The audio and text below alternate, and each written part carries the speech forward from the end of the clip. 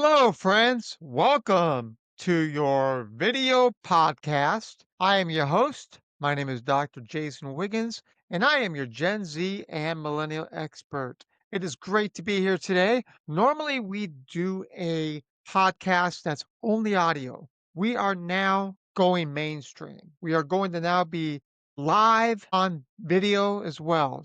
So it is great to be here today. I was at a recent conference where I had a chance to speak about Gen Z and millennials in the workplace, how to ultimately attract, retain, motivate, and lead this great generations. One of the things that I learned throughout the speech was the audience just was absorbing knowledge because the reality is that Gen Z and millennials are by most definite way of putting it, they are rechanging, reshaping the workforce. They have now decided that they are no longer going to put up with the norms. I like to use the phrase, they're not going to listen to the boss ask, hey, I need you to jump. And they're not going to respond with how high. They're going to respond with why. How is it good for me? How is it good for the organization? Is there a reason I need to do it? What's the dialogue at the end that's going to help me?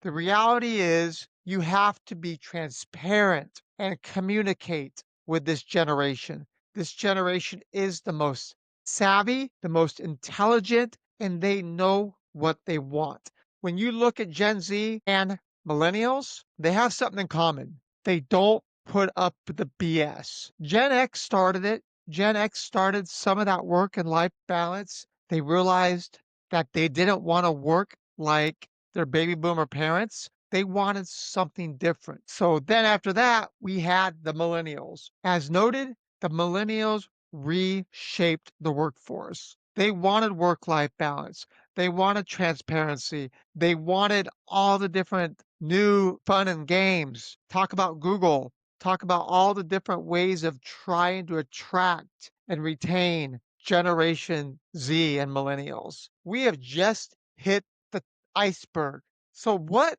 do employers want to know? Employers want to know, how do I motivate and retain these two workforces? Yes, I know that they've reshaped the workforce. I'm fully aware of that. But what do we do to keep them with us? We can't just have annual reviews. You have to have continuous feedback, dialogue, and really demonstrate that you care about the employee. Yes, you just heard it right here. I said you have to care about your employees. Think about the old days of the pension. The way employers showed that they cared about their baby boomers and maybe to some degree Generation X employees was because they had the pension plan. So when you retired, not only did you have Social Security, you also had the pension, but that's gone. The pension programs are gone. We still have the 401ks, but a lot of companies don't actually match the 4. So what we've seen now is self-reliance, and that is what Gen Z and millennials are good at. They're good at self-reliance. They're good at adjusting on the fly. They have no problems doing that as long as you're transparent, you're sincere, you're clear, you have clarity. These are things that are must. So the number one thing that an employer has to have when it comes to being authentic, transparent, is having human connection. Human connectivity is going to bring employers, employees, specifically Gen Z and millennials, closer. Remember, Gen Zs were born between 1997 and 2012, while millennials were born between 1981 to 1996. Let's remember, these are not absolutes. The years are not absolutes. The years only identify what's in the box. So not every person identifies with exact years because some classifications have the millennials from 1980 to 2000. Some have them from 1977, 1994. It really just depends. But what's important is the culture dynamic, the technology dynamic.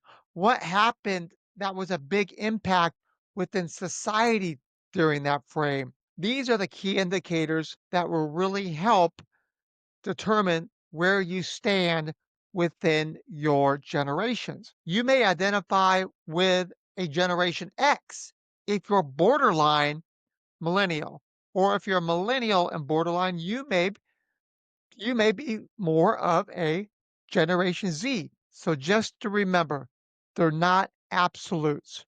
But what is absolute is that we, as Gen Z and millennials, I am not a Gen Z and millennial, obviously, I am Generation X, but as Gen Z and millennials, we identify with transparent feedback, human connection. We want to know that our bosses are listening. Actually, we want them to know that they should know that they're not our boss. They are partners.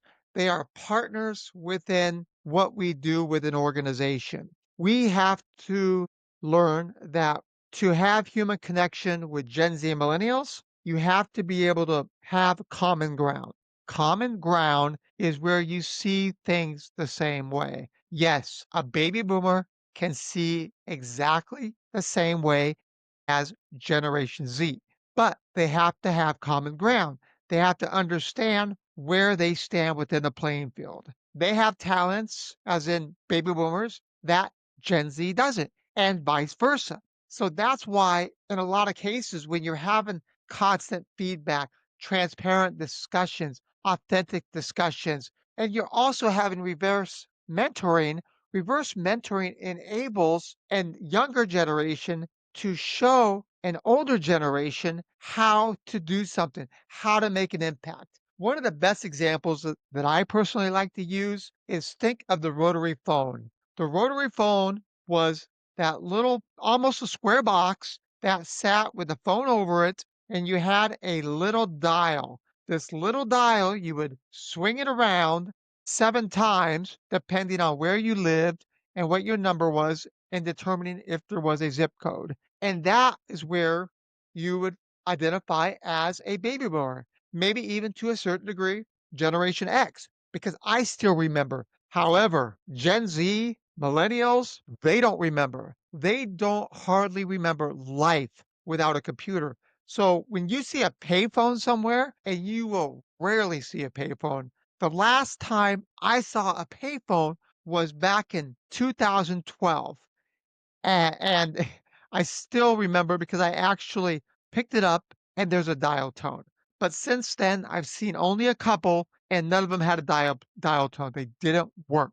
But getting back to the reverse mentoring, so you have a younger generation teaching an older generation about technology, about the different type of softwares, and all of these type of technology things that baby boomers, Gen X, may know nothing about, but they get on the same playing field. So having that authentic conversation, that feedback, not annual reviews. It's about water cooler discussions. Water cooler discussions mean you spend anywhere between 1 to 2 minutes just touching base with a Gen Z or millennial.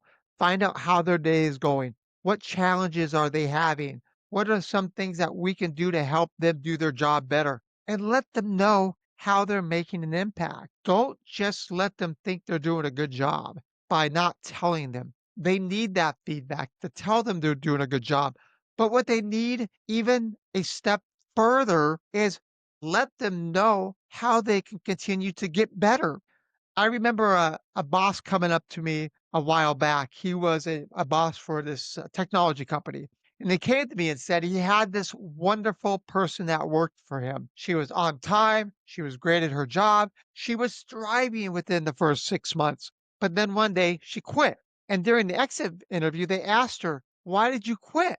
And she said, "Well, everybody was telling me how good of a job I was doing. They were praising me, but they didn't tell me how I could get better. They didn't tell me how I could improve." So that is why that feedback that transparency, that authenticity, and that human connection is so vital.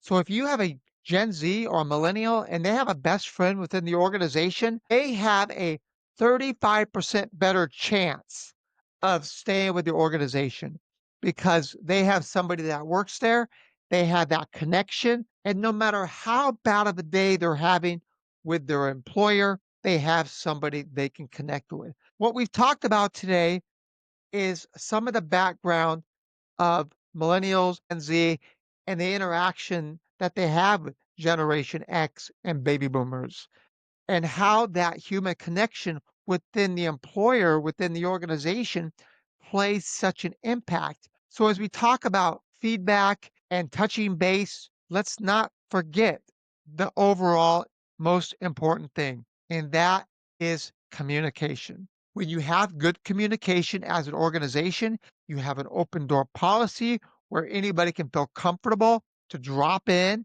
and say, "Hey, I have a problem." Well, what's the problem? They'll talk about it. You provide them some guidance. Maybe you're able to help solve the problem. If you're not able to solve the problem, that's okay. But what you do need to do is make sure that when you don't solve that problem, you follow up.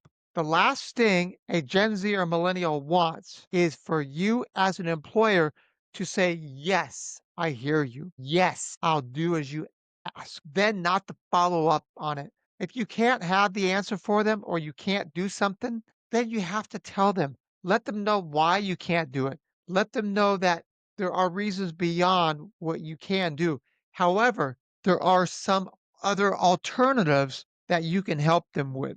So providing them guidance, providing them feedback, being authentic, giving them clarity, and showing that you care will give you such momentum as an employer. Now, if you noticed, I didn't say boss because if you're an employer and you're listening to this, you are not a boss. You are a connection to the greater good of your organization, of how you can help this person achieve their goals, how you can provide additional training, how you can get them to the next level. You are an extension of the possibilities within this employer. Now, if you can't do that or you're not willing to do that, then you are going to have a hard time continuing to retain these two generations, Gen Z and Generation Y, also known as millennials. Why? Because they're not going to work for an organization that doesn't care, that shows that they are not authentic, they don't provide the feedback. If you want to be a great employer, you have to provide them with the why. You hear about this all the time. Why does Gen Z and millennials want to always know about the why? Because the why provides the reason. It's not like the old days. We don't jump when you ask how high. We find out other alternatives. There are easier and better ways to do things. And if we listen to Gen Z, we listen to millennials, they will guide us in the ways that we need to follow. If you're using obsolete technology, you will scare Gen Z and millennials away. It is important to note that millennials, for example, they are not tech savvy.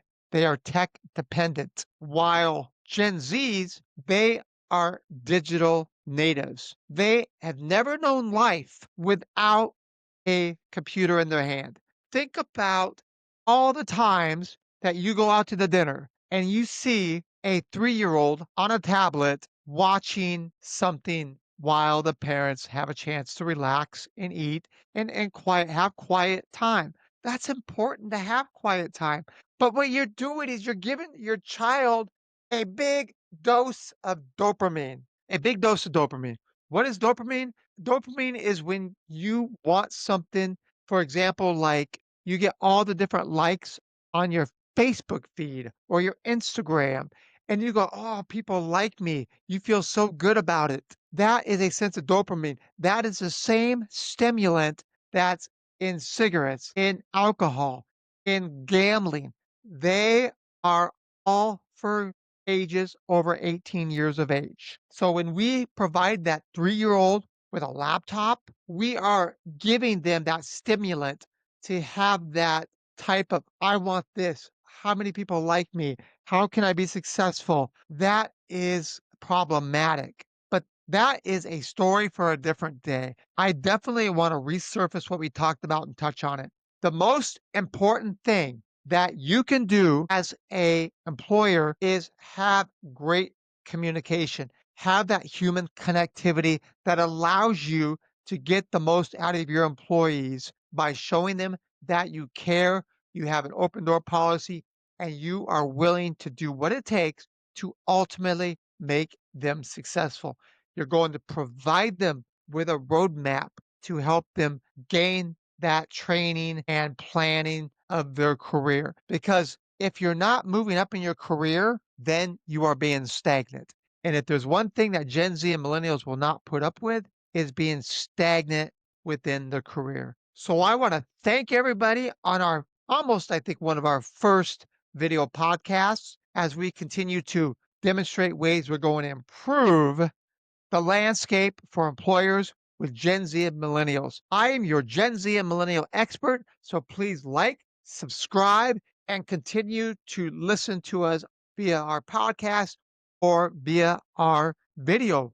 Thank you so much. Take care, and we'll talk to you soon. Bye bye.